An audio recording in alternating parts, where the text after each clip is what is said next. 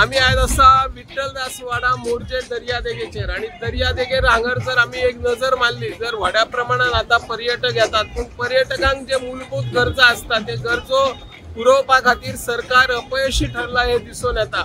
हांगासर कसल्याच प्रकारची टॉयलेटीची आणि चेंजिंग रूमची सोय ना, शिवाय पार्किंग व्यवस्था ना।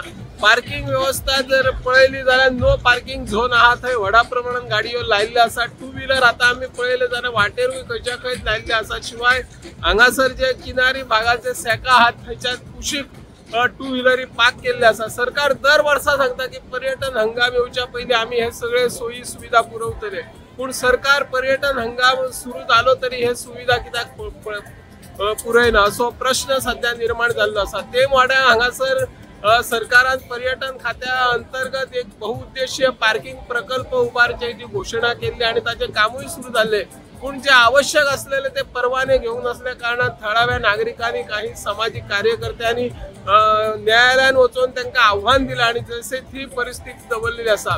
सरकारान खंयचोय जर प्रकल्प पर्यटकांच्या नजरेन आणि थळाव्या लोकांच्या उपयोगात हाडपाचो आसा तर अगोदर स्थानिक पंचायत आसूं, स्थानिक झेडपी मेंबर आसूं, थळावे नागरिक आसूं, हांकां विश्वासान घेऊन खंयचोय प्रकल्प हाडपाची गरज आसा।